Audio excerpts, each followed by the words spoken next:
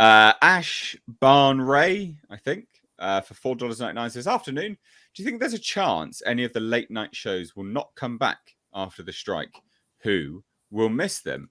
Well, funny you should say that.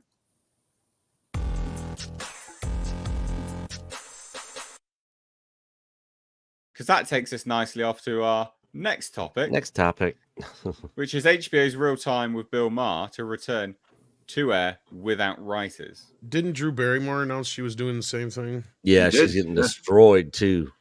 Yeah, scabs by the Hollywood folks. I'll be honest with you, Bill Maher's probably better off with some of his writers. Yeah. Well, I guess I'm kind of surprised that they were reliant on them. But he's getting absolutely roasted on Twitter because people are like, well, there's a few things to say here. Like, one, what happens if it gets better ratings without your shit writers? What are you going to do then? Which is true.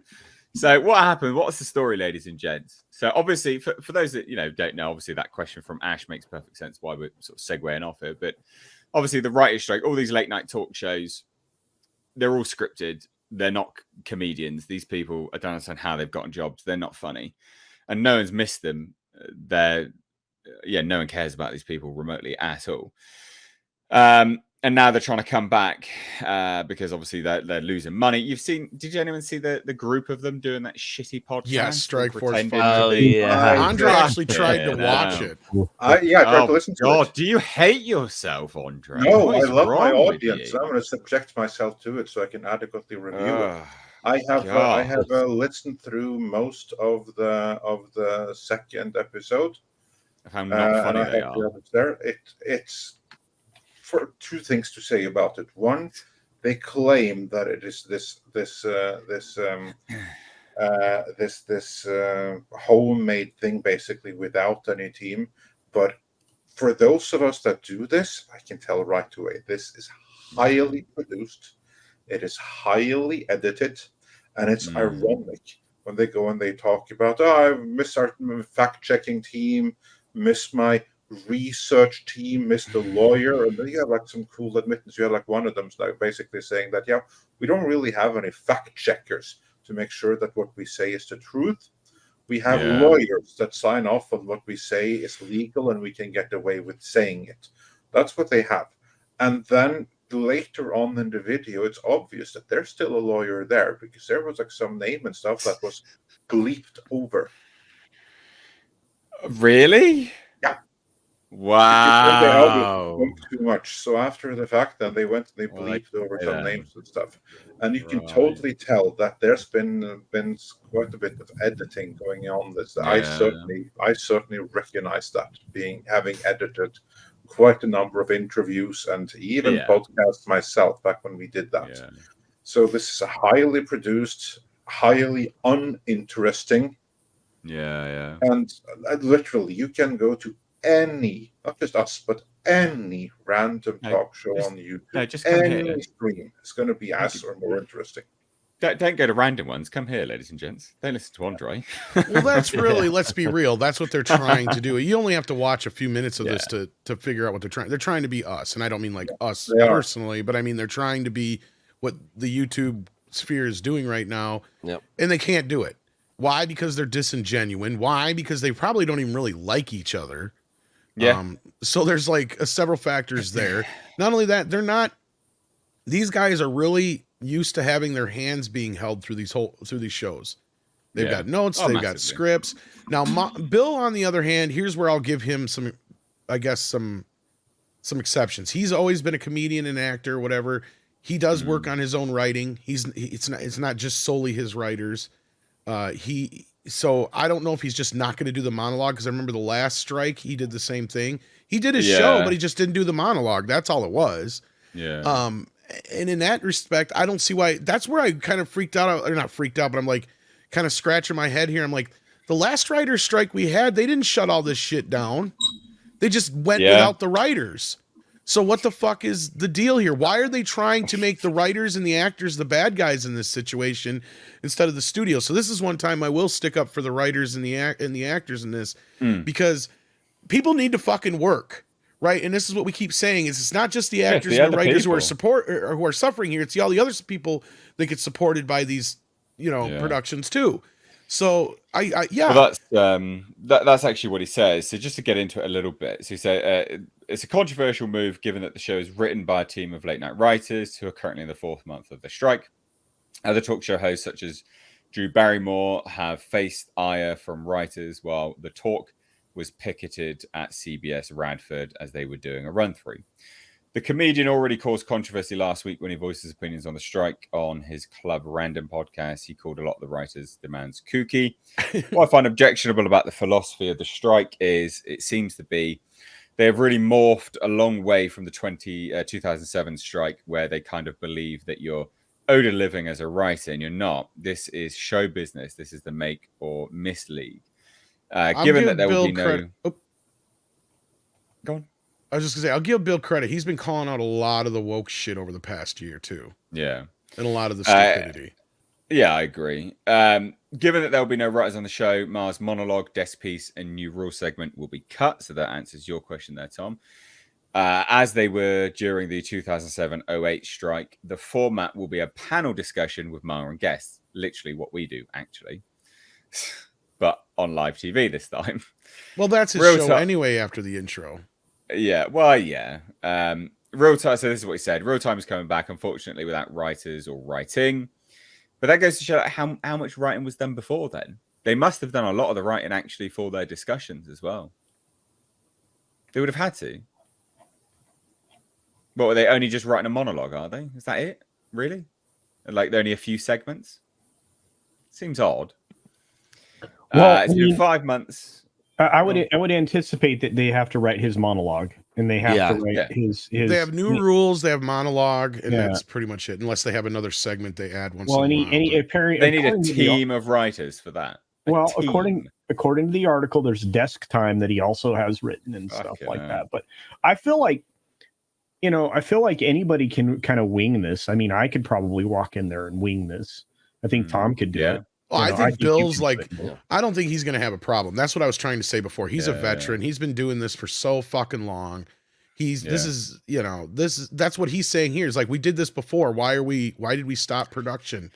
Like, this is what he says. He says, the writers have important issues that I sympathize with, and I hope they're addressed to their satisfaction, but they are not the only people with issues, problems, and concerns, which is true. Absolutely true. And he is talking about the below the line, other sort of line workers on it all. But he's being ripped apart. So WGA called Bill Maher's decision to bring HBO Real Time back during writer's strike disappointing. Guild says it will picket the show. So the WGA is taking a swipe at Bill Maher after the comedian revealed he's bringing back HBO's Real Time during the writer's strike. The Guild has called Maher's decision disappointing and said that it would picket the show, which is filmed at Television City in LA. Here's the statement. Bill Maher's decision to go back on the air while his guild is on strike is disappointing. If he goes forward with his plan, he needs to honor more than the spirit of the strike. Bill Maher is obligated as a WGA member to follow the strike rules and not perform any writing services. It is difficult to imagine how Real Time with Bill Maher can go forward without a violation of WGA strike rules taking place. WGA will be picketing this show. The same way they did in 2007. Like, it's not going to end well for anyone at this point in time, is it? I love how he called them kooky, because that's really what he's saying. A lot of the same stuff we've been saying about some of these up and coming generation, where they think they're entitled to shit. Yeah.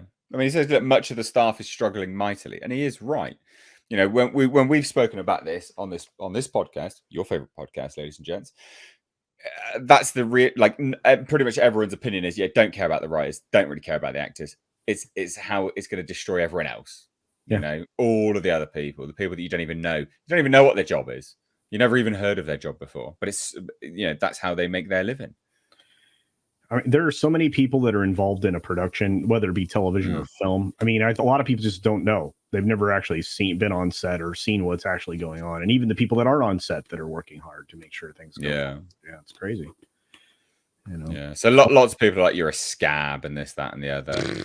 And look, I can get it if you're massively invested in the writer's side of things. So I've been working to get a writer and director on this podcast as well. Nice chap. I've interviewed him before. Nice guy.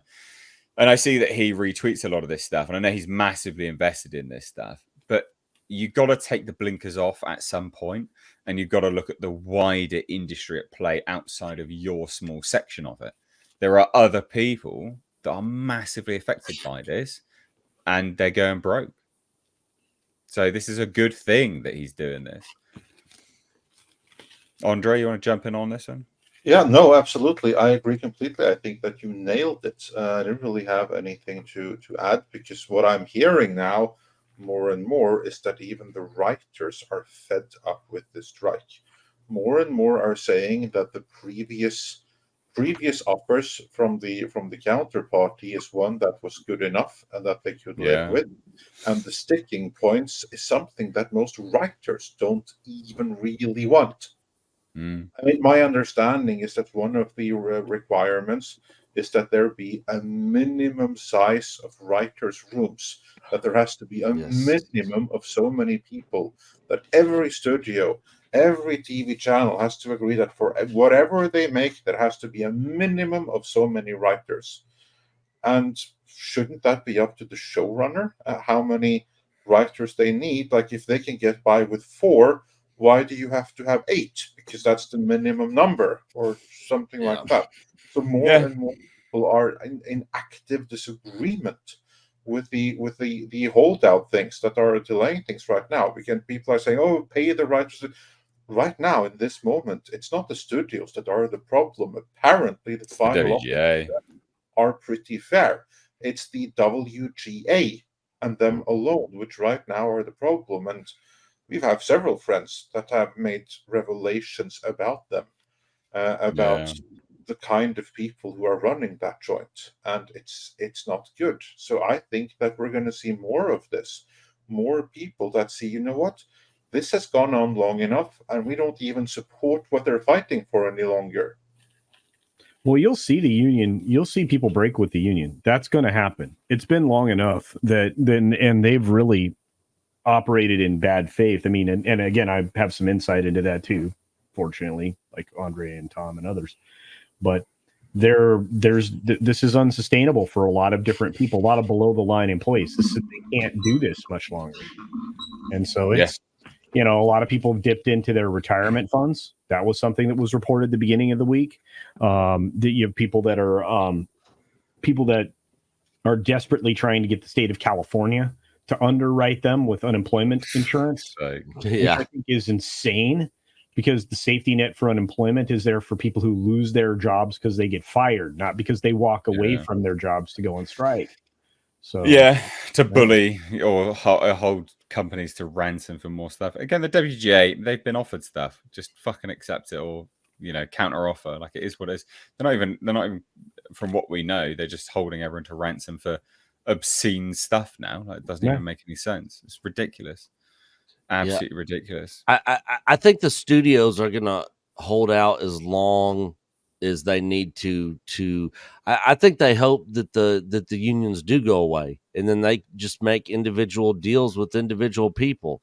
And I mean, because if it gets to that point, then the production costs for a lot of this stuff is going to come way down when the unions are out of the way.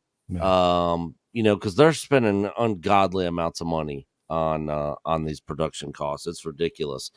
So I think they'll be able to be a little bit more financially sound on their costs when moving forward, once those unions are out of the way. Hopefully.